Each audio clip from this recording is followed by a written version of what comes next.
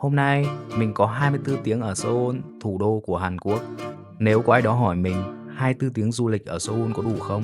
Câu trả lời chắc chắn là không. Vì Seoul không phải nơi để đi cho hết, mà là nơi cần thời gian để cảm nhận. Trong thời gian ngắn ngủi đó, mình được ngắm nghi lễ hoàng gia ở cố cung Gyeongbok cung, những bộ hanbok truyền thống đầy màu sắc. Rời khỏi sự nhộn nhịp của trung tâm, mình tìm về khung cảnh yên bình ở làng cổ Hanok, một nơi rất hợp với những ai thích cà phê và sự tĩnh lặng. Tiếp tục hành trình, mình ghé tháp Nam San, biểu tượng quen thuộc của Seoul. Và khi thành phố lên đèn, một chút lãng mạn hiện ra ở cầu phun nước Banbo. Từ đó, mình hòa mình vào con phố sôi động không ngủ ở Hongdae.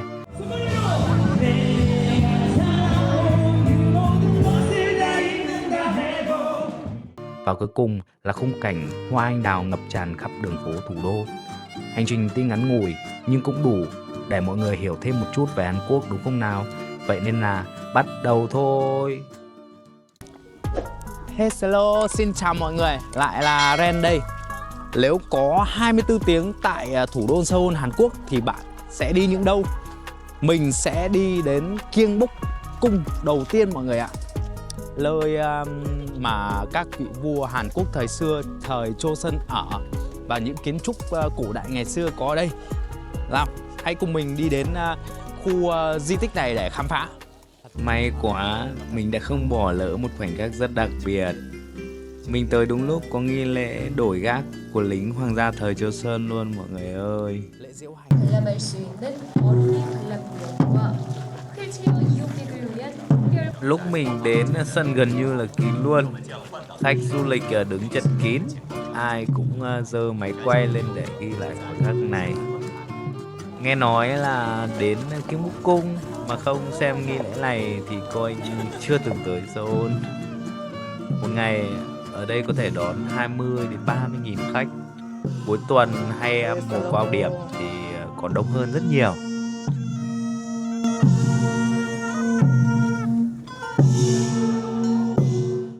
Ở phía trước một người đi đầu chắc là tướng quân, nhìn rất là oai hùng, từng bước đi chậm nhưng rất khoát.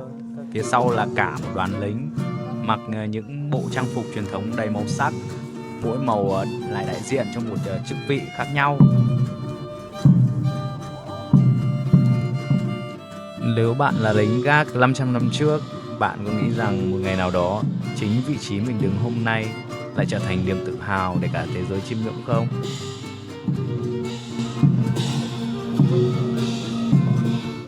Đoàn lính sẽ đi một vòng quanh sân và đội đánh trống phía sau đánh theo từng nhịp bước, phối hợp rất ăn ý với nhau. Nếu mọi người muốn xem thì nghi lễ này diễn ra vào khoảng 10 giờ sáng và 2 giờ chiều mỗi ngày. Mình khuyên là các bạn nên đến sớm trước khoảng 15-20 phút để chọn được vị trí đẹp hơn nhé. Vì thật sự rất là đông đó mọi người.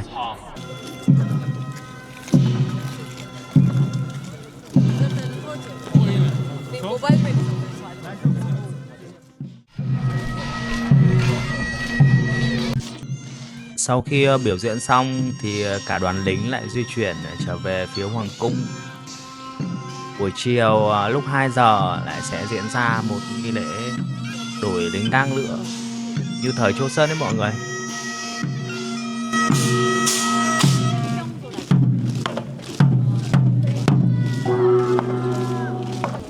Lễ hội kết thúc là mọi người đã giải tán, mọi người có thể nhìn xung quanh rất là đông. Chúng ta có thể nhìn thấy những cô gái mặc trang phục truyền thống của Hàn Quốc này mọi người.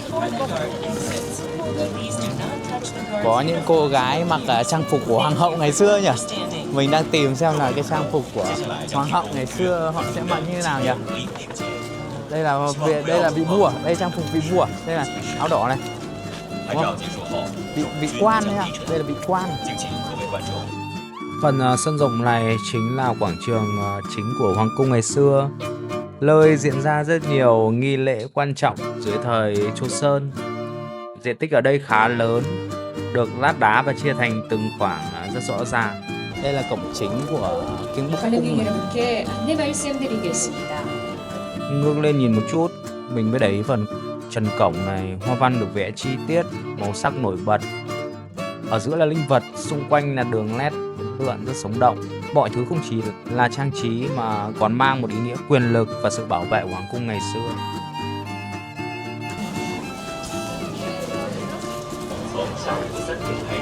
Mọi người, các du khách ở đây đến có thể là chụp ảnh thoải mái tự nhiên được. Những anh chàng lính này một ngày làm việc khá vất vả bởi vì rất nhiều người xin chụp ảnh mọi người. Mình đang phải đứng xếp hàng này mọi người. Rất tiếc cho mình đến đúng thời điểm hết thời gian chụp ảnh với các lính gác. Mặc dù đã cố năn nỉ nhưng mà vẫn không được chiếu cố mọi người. 몇 시까지요? 몇 시까지? 5분밖에 없어요. 그치? 5분? 아, 조금만. 네, 행사가 Sorry. 있어서 네, 죄송합니다. Vậy là không có phép màu gì xảy ra. Họ đã dọn đồ và rời đi rồi mọi người. Ra đứng dí cho bọn này chụp ảnh tí thôi. Vậy là mình đã bỏ lỡ một khoảnh khắc đắt giá nhất khi đến Kiếm Cung rồi. Đó là chụp ảnh cùng các lính gác. Cũng hơi tiếc thật mọi người ạ. Thôi thì mình vào bên trong xem tiếp vậy. Giờ mình sẽ mua vé để vào hẳn bên trong của Hoàng Cung nhé. Vì thực ra những kiến trúc rõ nét nhất của thời Joseon lại nằm ở phía trong này mọi người. Sorry, 투명이요. 괜찮아요? 네. 3.000 won một người mọi người ạ.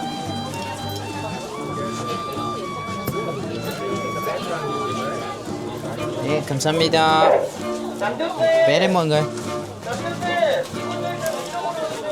Trước đây mình có đi đến đây nhưng mà mình không vào mọi người. Mình chỉ ở ngoài thôi. Hôm nay mình sẽ đi vào tận nơi để cùng thăm viếng cái cố cung Hàn Quốc này cho mọi người cùng xem nhé.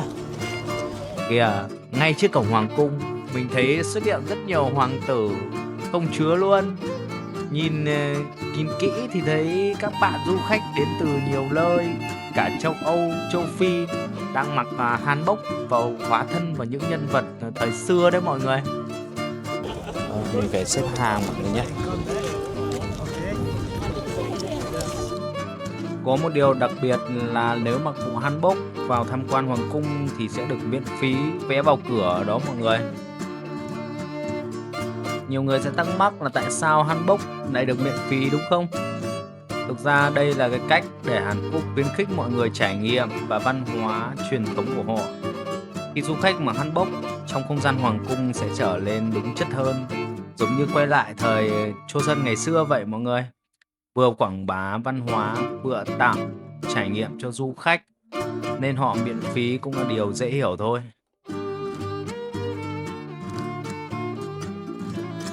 Mùa này thì không có hoa anh đào rồi mọi người. Nếu mà đi vào tháng 4, tháng 5 thì là có hoa anh đào nở thì nhìn sẽ rất là đẹp mọi người ạ. Ngày xưa là cái cây đào đấy có nước đúng không? Nhưng bây giờ là bị cạn rồi. Cô chúa xây ông nuôi cá mọi người.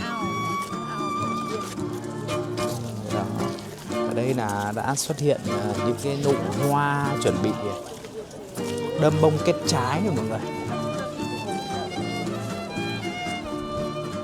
Tiếp theo mình rẽ vào một hành lang nhỏ góc mà rất nhiều người đến Hàn Quốc đều muốn dừng lại để chụp vài tấm hình. Kiến trúc ở đây nhìn rất đặc trưng, từ mái hiên, hàng cột đến những hoa văn phía trên, một vẻ đẹp rất riêng của Hoàng cung Hàn Quốc. Điều đặc biệt là tất cả gần như vẫn được giữ nguyên dù đã trải qua rất nhiều năm rồi.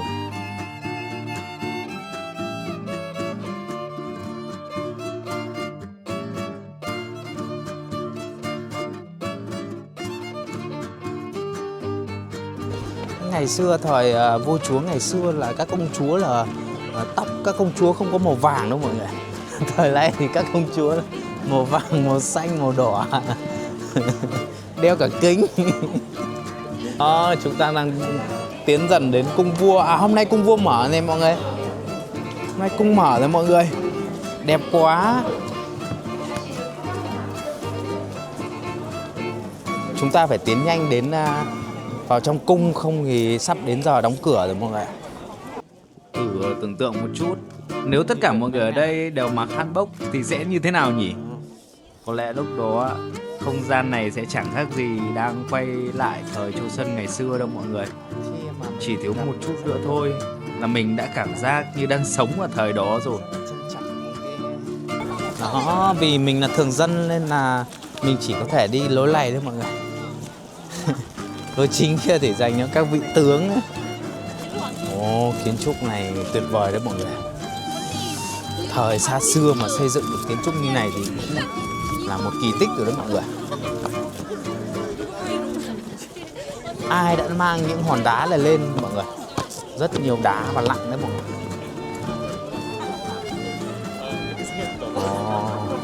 Nếu giả dụ bạn là một vị vua thì sao? Đứng trước toàn cảnh này, các binh lính đang ở dưới thì xung cảnh sẽ ra sao? Hô một câu vạn người tuân lệnh sẽ như thế nào mọi người? Cũng thú vị đấy. Phía bên trong này chính là khu chính điện của hoàng cung, nơi nhà vua từng ở và giải quyết công việc hàng ngày. Không gian bên trong rất rộng, các hàng cột lớn, mái và hoa văn được làm cực kỳ chi tiết. Mình chỉ có thể đứng ở bên ngoài để nhìn vào thôi, không được vào hẳn bên trong đâu mọi người.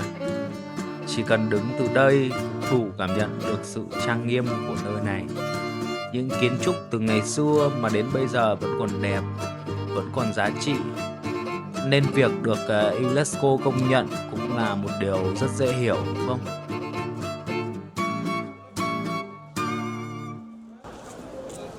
Ở đây có các du khách Việt Nam nhé. Hello, chào chị. Đây ở bên này có các đoàn du khách Việt Nam cũng qua đây du lịch với mọi người. Rồi khu chính điện, mình đi về phía hậu hoa viên của hoàng cung. Không khí ở đây mang lại một cảm giác bình yên đến lạ. Kiểu vừa bước vào là tự nhiên thấy nhẹ đi một chút đi. Xung quanh là những cây liễu, cây đào kết hợp với hồ nước ở giữa. Nếu vào mùa hè những tán liễu rủ xuống mặt hồ nhìn sẽ rất bình yên luôn đó mọi người. Có rất nhiều người mặc hanbok đứng bên hồ để chụp hình nhìn rất đẹp. Nơi này ngày xưa là chỗ vua và hoàng gia thường đến để nghỉ ngơi, tản bộ và thư giãn. Số 1 hoàng cung đầy nghi lễ và quy tắc. Có một góc như thế này tự nhiên thấy yếu đời hơn đúng không mọi người? Ngày xưa các vị vua cũng biết thưởng thức đấy nhỉ? Rất nhiều tiền. Vua rất nhiều tiền. Các vị vua ngày xưa là rất nhiều tiền. Tiền tất cả là của ông. Sau khi dạo một vòng hậu hoa viên, mình quay lại phía ngoài hoàng cung một chút để ngắm kỹ hơn những bộ hanbok truyền thống. Phải nói là trang phục hanbok nhìn rất là đẹp đúng không mọi người? Đối với phụ nữ, hanbok thường gồm phần áo phía trên kết hợp với váy dài phía dưới. Một điểm đặc trưng của hanbok là màu sắc và họa tiết trên trang phục. Mỗi chi tiết đều thể hiện địa vị, độ tuổi và hoàn cảnh người mặc trong xã hội xưa. Ngày nay, hanbok thường được mặc trong các dịp lễ truyền thống, lễ cưới hoặc những sự kiện quan trọng. Khi đến địa điểm lịch sử như Gyeongbokgung ở Seoul, du khách có thể thuê hanbok để mặc, chụp ảnh và cảm nhận rõ hơn vẻ đẹp văn hóa truyền thống của Hàn Quốc. Mọi người đã chọn được bộ hanbok nào chưa khi đến Gyeongbokgung này?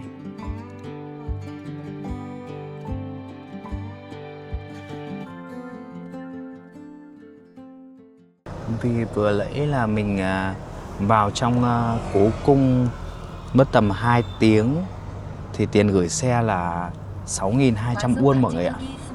Bây giờ mình sẽ di chuyển sang làng truyền thống Hàn Quốc nha mọi người.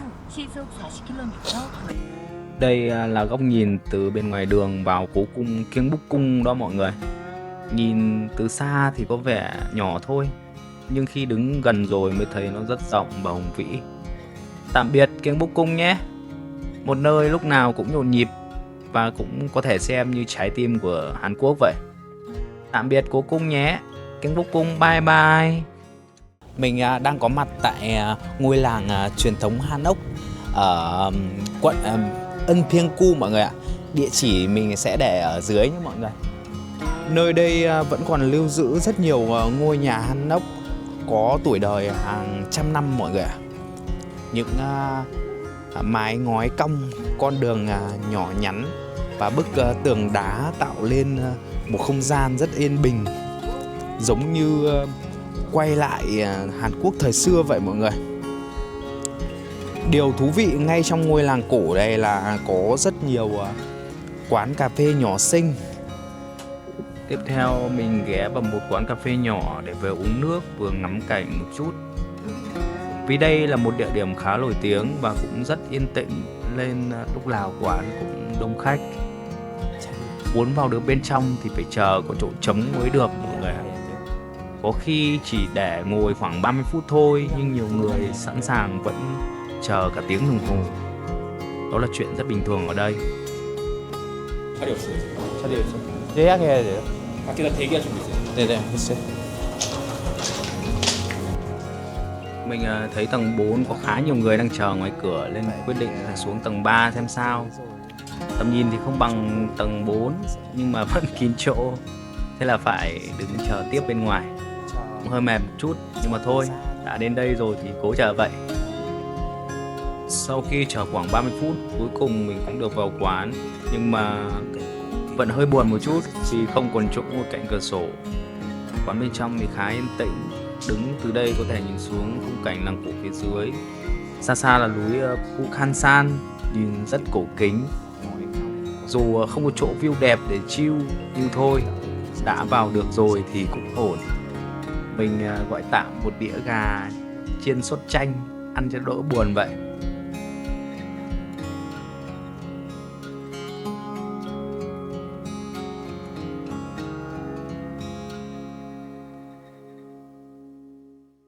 Vừa uống cà phê vừa ngắm khung cảnh cổ kính này, mọi người có thấy bình yên không? Với mình thì cuộc sống cũng khá bận rộn, nên gặp những khoảnh khắc như thế này, chỉ cần ngồi yên một chút thôi cũng cảm thấy thoải mái hơn rất nhiều rồi. Nếu có dịp đến Hàn Quốc thì mình nghĩ đây là một nơi đáng để ghé qua đó mọi người. Bây giờ mình đang đi vào một con ngõ nhỏ trong làng. Những con đường ở đây khá là hẹp mọi người ạ. Hai bên là bức tường đá thấp và những cánh cửa gỗ truyền thống mọi người ạ. Nếu để ý kỹ, mọi người có thể thấy phần mái ngói cong nhẹ hai đầu, một nét rất đặc trưng của Hanok. Những ngôi nhà ở đây được giữ theo kiến trúc thời Joseon và cho đến bây giờ người dân vẫn sinh sống như bình thường. Càng nhìn kỹ, mình càng thấy rõ sự tinh tế trong từng chi tiết. Phần mái được xếp thành từng lớp rất đều. Khung nhà chủ yếu làm bằng gỗ tự nhiên, tạo cảm giác vừa chắc chắn vừa gần gũi với thiên nhiên. Đi giữa không gian như thế này, tự nhiên thấy mọi thứ chậm lại, nhẹ nhàng, bình yên đến lạ thường. Sau khi mình thăm làng cổ Hanok ở quận Eunpyeong thì mình sẽ di chuyển đến một địa điểm khác nha mọi người. Người ta bảo Seoul đẹp nhất về đêm, còn buổi chiều này rất là bực mình mọi người. Tắc đường thì ở đâu cũng có, nhưng mà những thành phố lớn ở Hàn Quốc mà tắc đường thì sẽ gây khó chịu cho những người dân ngoại tỉnh đến Seoul chơi. Người dân Seoul thì họ đã quá quen rồi nên họ không cảm thấy bực mình nữa mọi người. Cảm giác như mình vừa đi vừa bò mọi người. Đi bộ nhanh hơn. Trong Seoul những lúc giờ cao điểm là tầm 5 giờ đến 7 giờ đi bộ nhanh hơn đi ô tô mọi người. Hello mọi người. Điểm đến tiếp theo của mình trong 24 giờ ở lòng thủ đô Seoul thì điểm đến tiếp theo của mình sẽ là tháp Lamsan mọi người ạ. Mọi người, mình đang ở dưới chân núi. Muốn đi lên đỉnh núi thì mình sẽ đi bộ một chút để vừa rèn luyện cơ thể, đi dạo một chút. Tuy trời hơi là lạnh nhưng mà thôi không sao mọi người. Có 700 mét thôi mọi người ạ. Mình phải đi dốc. Lần trước đến là cái điểm đi xe bus lên đỉnh tháp Lamsan. Mình lần này mình đến thì mình lại đi vùng ở đằng sau mọi người. Có cả xe đạp đi dọc Dốc này mà leo lên dốc cơ mà hết thôi. Bắt đầu lên đèn rồi mọi người ạ. Ánh đèn đã bắt đầu le lói giữa khu rừng. Đây là kiểu đi mới lên tháp Nam San mọi người, đi giật lùi. Hello mọi người à, lên đèn rồi đó. Bây giờ là 7 giờ tối mọi người ạ.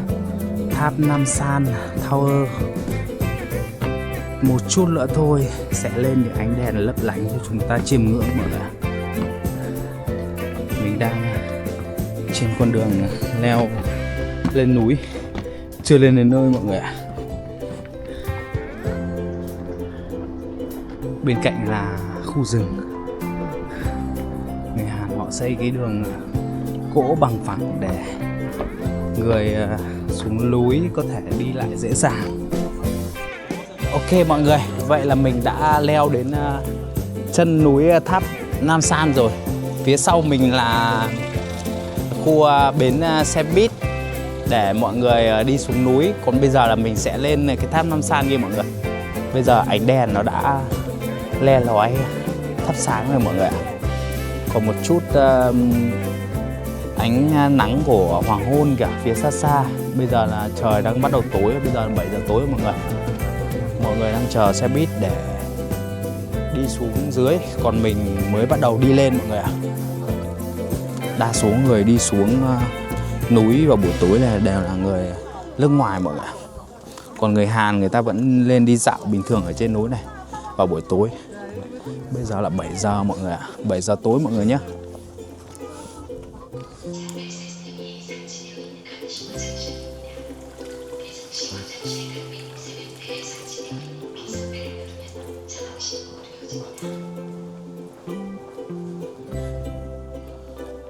Buổi tối thì có những người xuống núi và cũng có những người lên núi mọi người ạ. Nghe nói là buổi tối trên tháp Nam San này mới là đẹp nhất mọi người ạ. Ban ngày chỉ nhiều người lên nữa.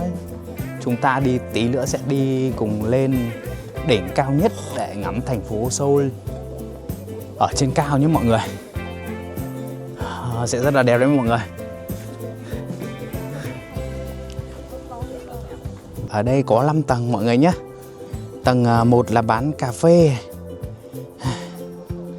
Tầng 2 cũng bán nước và một chút đồ ăn nhẹ này. Tầng 4 là phòng chơi game này. Và massage thì phải mọi người. Còn tầng 5 là kính viễn vọng này. Kính nhòm nữa mọi người. Đến tầng 5 này. Nó có 5 tầng mọi người nhé. Đây là lối vào 5 tầng tại tháp Nam San mọi người. Vừa nãy mình đã xem bảng chỉ dẫn rồi.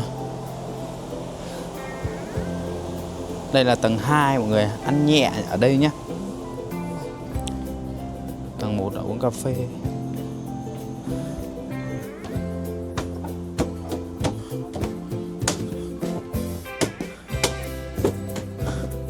Xung quanh rải rác là những chiếc khóa móc tình yêu. Lác đác. Trước ở đây là nhiều quá xong họ cắt bớt và đem bỏ đi rồi mọi người. Lại bây giờ lại nhiều hơn rồi.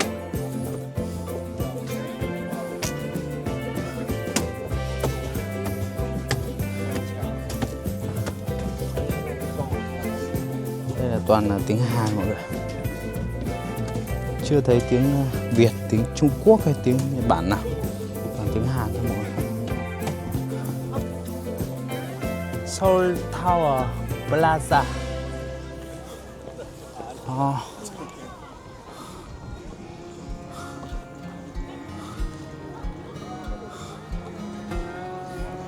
Ban ngày cũng đẹp mà ban đêm cũng đẹp mọi người ạ. Một khung cảnh dưới toàn thành phố ở dưới mà khung cảnh này rất là chill.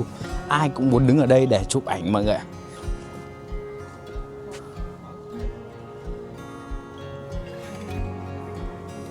Rất nhiều người đang đứng check-in ở khung cảnh này.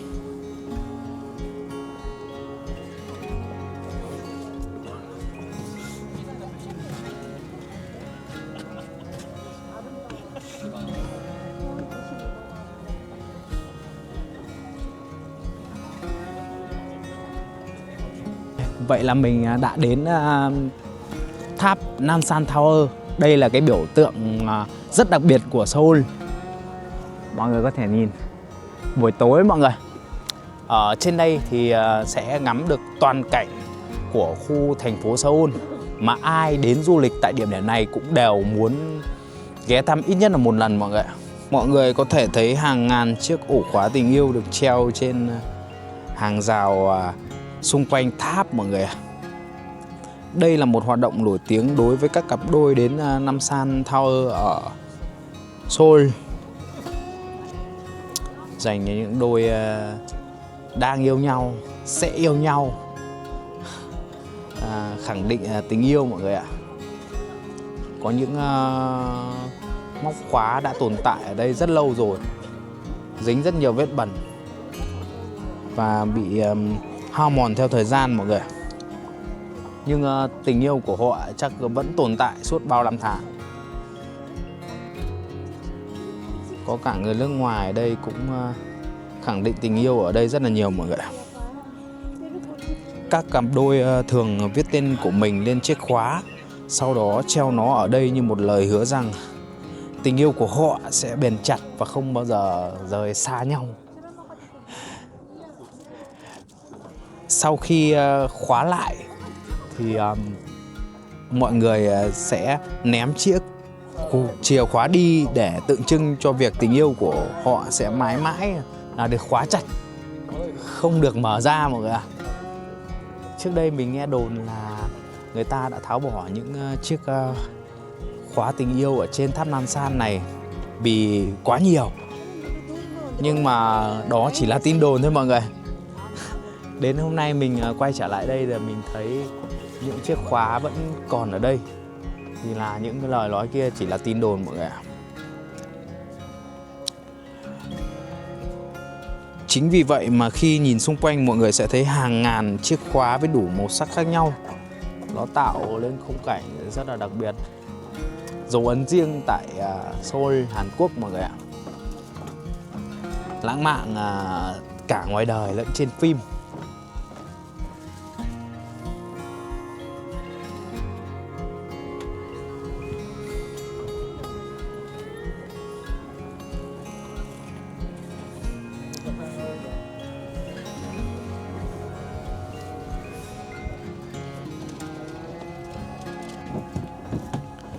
Đây mọi người ạ, mình đi lên đỉnh tháp gần cao nhất rồi mọi người.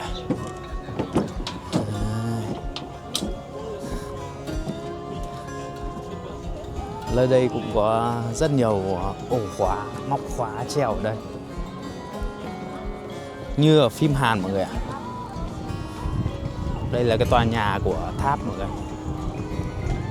Muốn lên trên kia để ngắm thì phải thêm một vé nữa mọi người. Có cả chụp ảnh kỷ niệm nhé mọi người. Chụp ảnh kỷ niệm giữa các cặp đôi ở đây nè.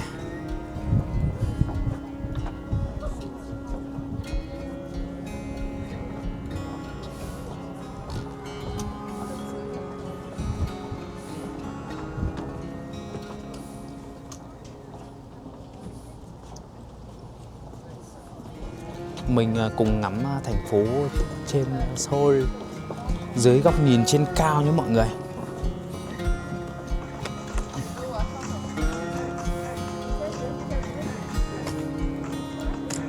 Đây mọi người, đây là góc nhìn trên cao xuống thành phố Seoul mọi người nhé.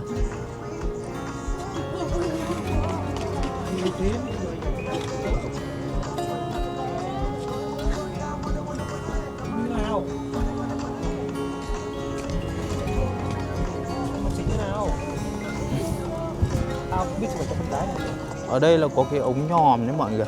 Khi nhét tiền vào thì mình sẽ được nhìn cận cảnh dưới khung đường của Seoul mọi người ạ. 2.000 won thì phải. Nhét 2.000 won. Ngày trước nó là 500 won nhưng bây giờ là 2.000 won rồi mọi người ạ. Đây là cái máy ống nhòm dưới đường phố Seoul. Bây giờ các bạn cùng mình ngắm ống nhòm dưới đường phố Seoul của mình nhé. Mình sẽ nhét 2.000 won vào trong cái máy ống nhòm này mọi người ạ. Ok. Ngắm đường phố nhá. Ok. Cái gì đây? À, room này mọi người. Zoom xuống nữa. Đấy.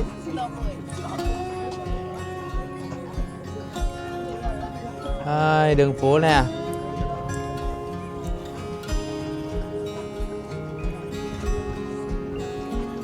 Cái này nhìn thấy gì? Tối quá mọi người à? Nếu mà đi ban ngày thì nhìn nó rõ hơn đấy. Ai đang bơi ở sông Hàn thì mình sẽ nhìn rõ hơn đấy. Ok. Zoom với góc là x36 mọi người ạ. Đúng chưa? Nhưng mà nhìn ban ngày sẽ rõ hơn. Hết rồi. Thế thôi, chỉ nhìn thế thôi. Đúng nhỉ? Xa hơn không nào? À, được còn 2 phút nữa cơ mà. 2 phút nữa mà. Cầu sông Hàn đâu? Cầu sông Hàn đâu? Đây à? Đây, cầu ơi. Ờ, Cầu từ xa. Không được rõ lắm mọi người. Máy này chắc là lâu đời rồi, không còn được rõ lắm. Các bạn cũng là buổi tối đó mọi người. Thì ở bên cạnh này có một cửa hàng tiện lợi mọi người ạ. Nên là mọi người không phải lo là lên đây đói thì sẽ không biết làm sao. Ở đây có các nhà hàng ăn uống nè, nơi đặt tiệc ở trên này cũng được. Nơi này hình như là mình nghe đồn là nhiều người tỏ tình hay cầu hôn là hay làm cái tiệc ở trên nhà hàng ở trên tháp Nam San này mọi người ạ. Nên là mọi người lên tháp Nam San này mọi người cũng không phải lo là không có cửa hàng tiện lợi đâu nhé. Trong đây cái gì cũng có. Lên trên đây thì cũng không lo đói đâu mọi người nhé. Không biết mọi người đã từng dẫn người yêu lên đây và treo ổ khóa tình yêu chưa? Và tình yêu đó còn tồn tại không? Nếu còn thì để lại bình luận cho mình biết với, để mình còn tin tình yêu luôn có thật nha mọi người. Nếu không có người yêu thì lên đây đi dạo, ngắm cảnh Seoul từ trên cao cũng thấy thoải mái mà.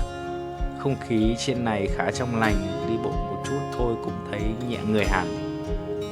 Khi thành phố lên đèn, Seoul từ đây lại mang cảm giác rất khác. Và cũng là lúc mình chuẩn bị xuống dưới để tiếp tục một hành trình ở nơi khác, nơi dòng sông biết nhảy múa. Hello mọi người. Mình đã có mặt tại cầu Panbo, sông Hàn mọi người ạ. Nơi đây lúc nào cũng có những ánh đèn rực rỡ, rất là thu hút cả người Hàn lẫn người nước ngoài mọi người. Giờ mình sẽ đi xuống chân cây cầu kia nhá. Từ xa đã thấy những con phà chạy trên mặt sông đó mọi người. Nhưng ở đây không chỉ có phà di chuyển mà còn có những du thuyền nhỏ. Mọi người có thể lên đó để ngắm cảnh sông Hàn, rất là lãng mạn luôn. Trên thuyền cũng có dịch vụ ăn uống, cà phê vừa ngồi vừa chill, khá là thư giãn. Nghe nói có người còn chọn làm lễ cầu hôn ngay trên thuyền nữa. Nghĩ thôi cũng thấy rất khó quên rồi. Còn mình sau này nếu có cầu hôn thì mình cũng cầu hôn trên con thuyền này để cho lãng mạn. Ở Hàn nên là tụ tập rất nhiều người Hàn mọi người.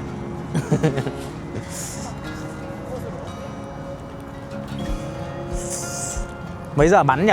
Có giờ không biết. Giờ bắn nhà nước ở cầu Panpo cha là biết à. Mình sẽ xuống con du thuyền này một chút, vừa ngắm sông Hàn vừa chờ xem cầu phun nước sẽ như thế nào. Nhìn từ xa, đèn trên thuyền khá là đẹp, không khí cũng rất lãng mạn. Nhưng mà sao mình không thấy nhiều người đứng chờ nhỉ? Bình thường nếu có cảnh đẹp như vậy thì phải đông lắm rồi chứ. Hay là hôm nay không có biểu diễn nhỉ? Và bất ngờ là ôi kìa, phun rồi mọi người ơi. Có phun cả hai bên chứ? Hay không phun vào bên kia? Bên kia thôi. Thật đấy, đùa ấy. Bên kia thôi kìa. Thế thì phải sang bên kia thôi, sang bên kia thôi.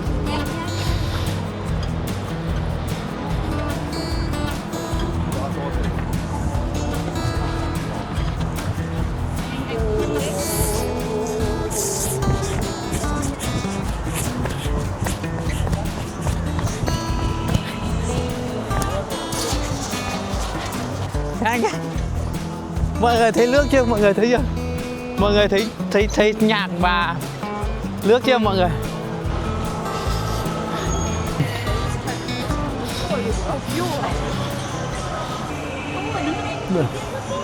Đây.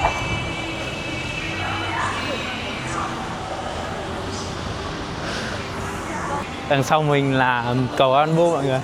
Đang phun nước. Biểu tượng của Hàn Quốc đấy, sông Hàn nè. Đẹp chưa mọi người? Hóa ra trong lúc mình còn đang thắc mắc sao không thấy ai ở bên kia thì mọi người đã kéo sang bên này rồi để chọn chỗ ngồi đẹp nhất. Chỉ có mỗi mình là đứng nhầm bên kia thôi mọi người ạ. Bên này thì kín người luôn rồi. Những người đến đây có lẽ đều là những người thích sự lãng mạn. Có người ngồi ăn uống cà phê, trò chuyện với nhau. Một không gian rất gần gũi với thiên nhiên. Phải nói là ở Hàn Quốc có rất nhiều nơi như vậy. Chỉ cần một góc nhỏ thôi cũng có thể chill được rồi. Nhìn khung cảnh này tự nhiên mình thấy giống trong phim thật. Và mình tưởng tượng là khi nhạc bắt đầu lên, một bó hoa được đưa ra kèm theo một lời tỏ tình, chắc là khó quên lắm.